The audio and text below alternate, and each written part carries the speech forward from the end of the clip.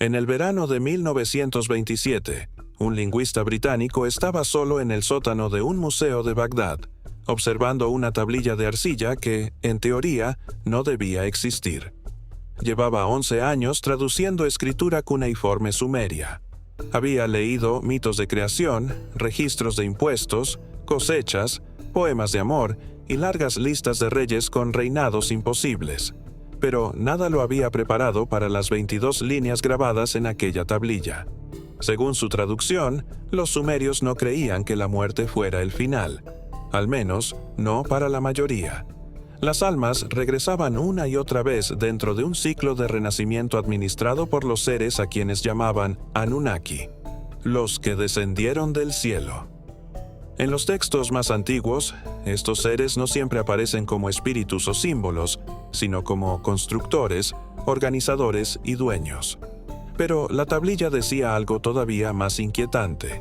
Ciertos seres humanos eran retirados del ciclo, marcados, separados. Nunca se les permitía regresar, y explicaba por qué. Aquella tarde, el lingüista escribió 3 páginas de notas. Después se detuvo. Nunca las publicó.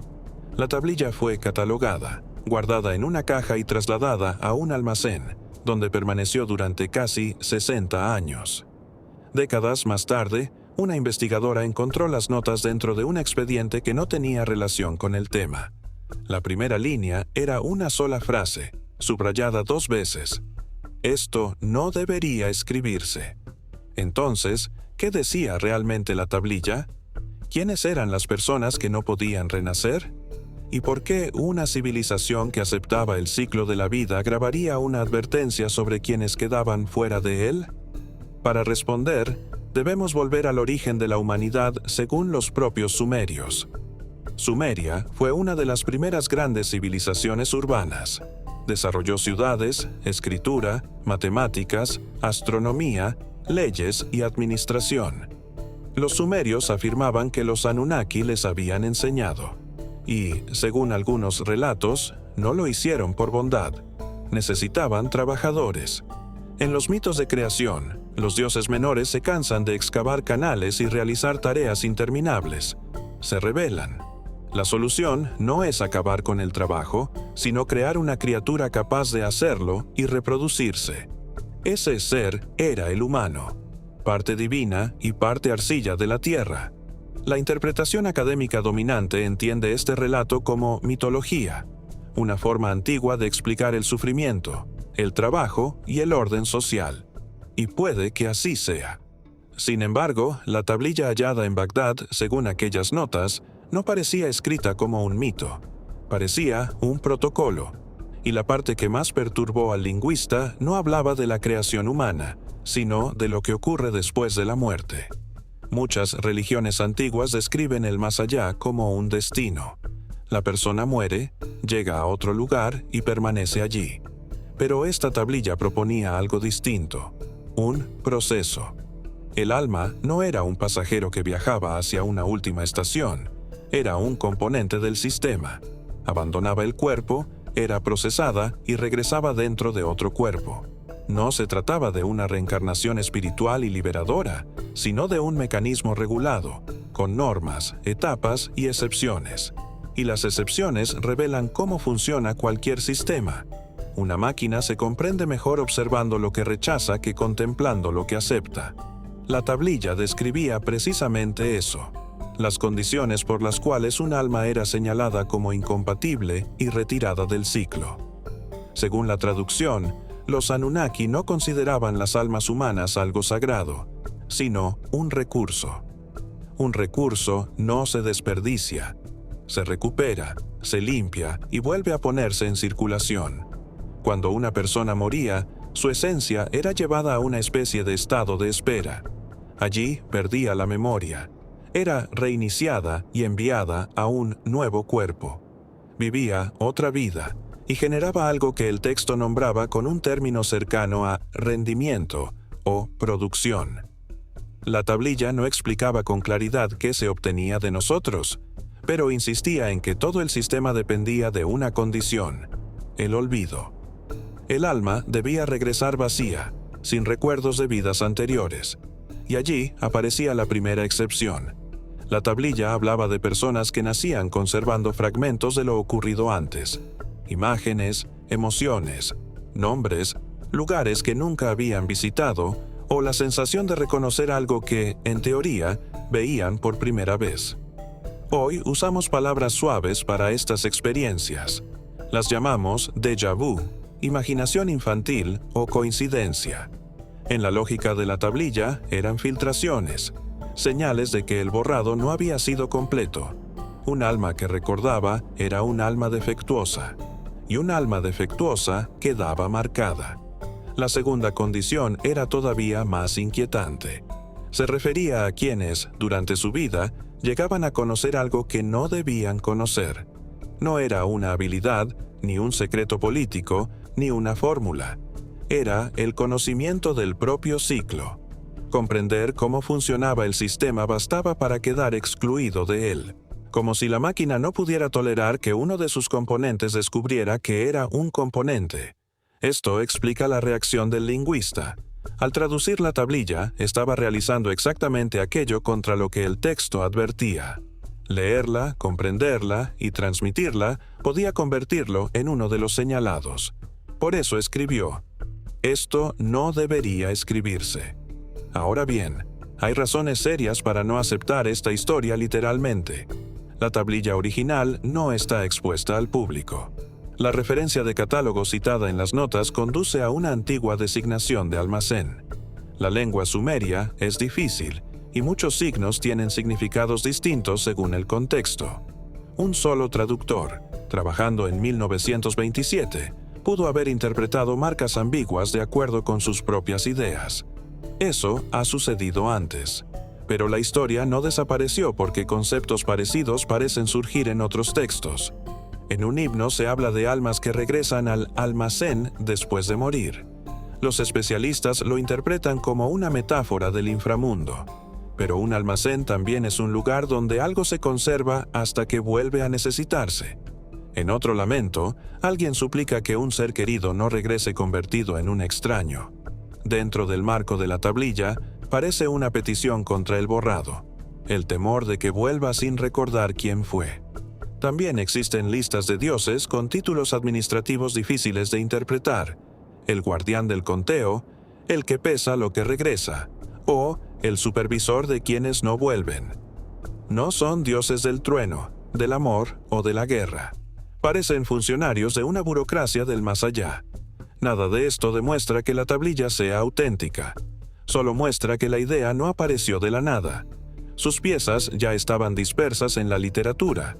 Sin embargo, existe un peligro. Cuando varios fragmentos parecen encajar, comenzamos a forzar otros textos para que también formen parte del mismo patrón. Esa es una advertencia necesaria. Encontrar conexiones no significa haber encontrado la verdad.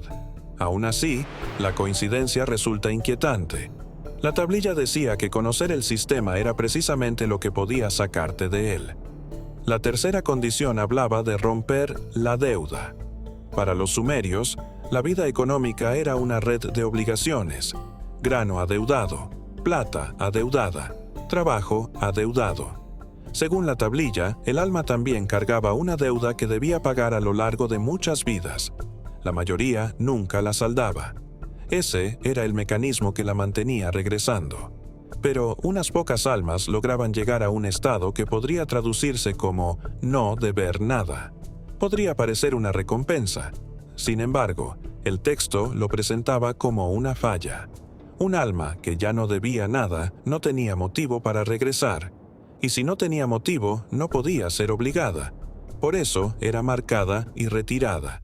La tablilla decía que esas almas iban a alguna parte, pero no especificaba a dónde.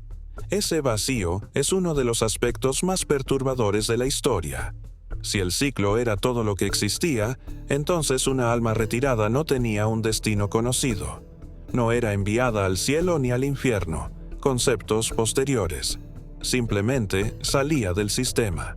Algunas interpretaciones sugieren que ni siquiera los Anunnaki sabían qué había fuera. Podían expulsar un alma, pero no seguirla. Pensemos en lo que eso implicaría. seres capaces de organizar la vida humana y administrar la muerte, enfrentados a un territorio que su propio sistema no podía alcanzar.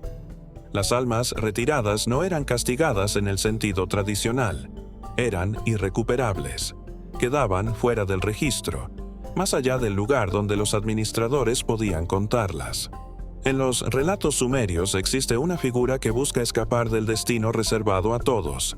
El ejemplo más conocido es Gilgamesh, el rey que viaja hasta los confines del mundo para encontrar a Utnapishtim, el hombre que sobrevivió al gran diluvio y recibió una existencia distinta a la del resto de los humanos. Normalmente, esta historia se interpreta como una reflexión sobre la mortalidad, un rey incapaz de aceptar que debe morir. Pero, leída junto a la supuesta tablilla, adquiere otro significado. Utnapishtim sería alguien retirado del sistema, y Gilgamesh buscaría descubrir cómo seguir el mismo camino. Durante casi un siglo, esta idea permaneció confinada a textos antiguos, archivos y traducciones dudosas. Pero en el mundo moderno, aparecen experiencias que parecen reproducir las fallas descritas por la tablilla. Una de ellas es la de los niños que dicen recordar otras vidas. Se han estudiado casos de niños pequeños que describen nombres, familias, ciudades o muertes que aseguran haber vivido. A menudo, esos recuerdos desaparecen hacia los 7 u 8 años. Pueden intervenir la sugestión, las coincidencias o la tendencia humana a encontrar patrones. Pero, dentro de la tablilla, serían almas cuyo borrado no terminó a tiempo. También están las experiencias cercanas a la muerte. Personas de culturas distintas han contado sensaciones semejantes: separarse del cuerpo, atravesar un pasaje y ser devueltas a la vida. La medicina relaciona estas experiencias con la actividad cerebral bajo condiciones extremas. La tablilla ofrecería una lectura más fría, el sistema atrapando un alma que comenzó a escapar y devolviéndola antes de que alcanzara el exterior. Nada de esto es una prueba. Es un patrón narrativo. Pero si aceptamos la tablilla como experimento mental, las personas incapaces de reencarnar comparten 3 rasgos: recuerdan, comprenden y saldan su deuda. No son necesariamente personas malas. Son personas conscientes. Ese detalle cambia el sentido completo del texto. No sería una lista de condenados, sino una lista de despiertos. El sistema funcionaría gracias al olvido. Las almas regresarían vacías y vivirían sin preguntarse por qué. Recordar, entender o completar la deuda serían 3 formas distintas de negarse a volver vacías.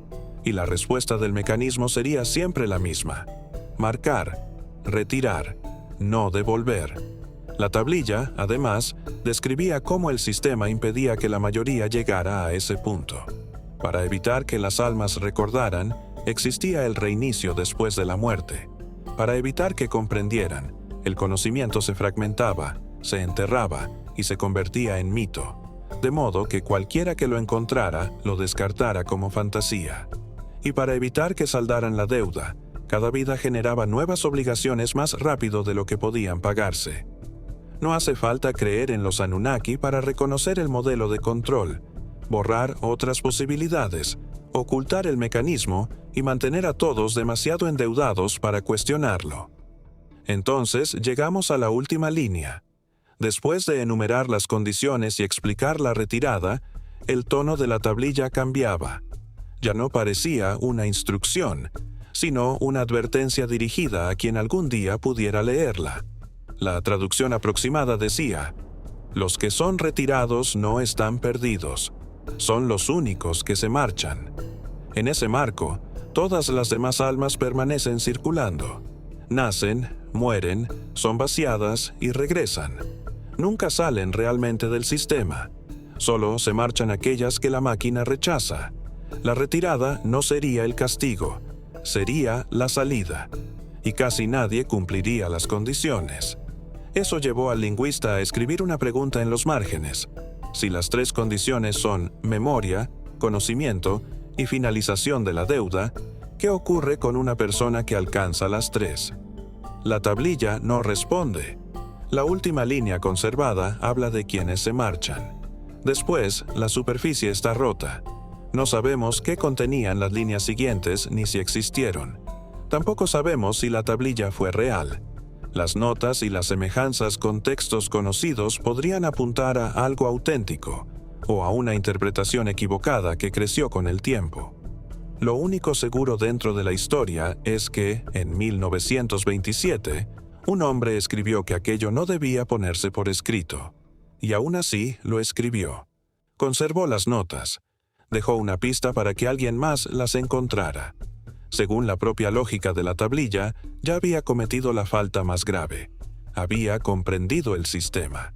Tal vez por eso dejó de traducir. Tal vez sintió que leer hasta el final era cruzar un límite del que no podría regresar. O quizá quiso transmitir el secreto a la siguiente persona, a quien lo leyera después. A ti. Si todo esto es una mala traducción, una historia construida alrededor de unas marcas ambiguas, escucharla no cambia nada.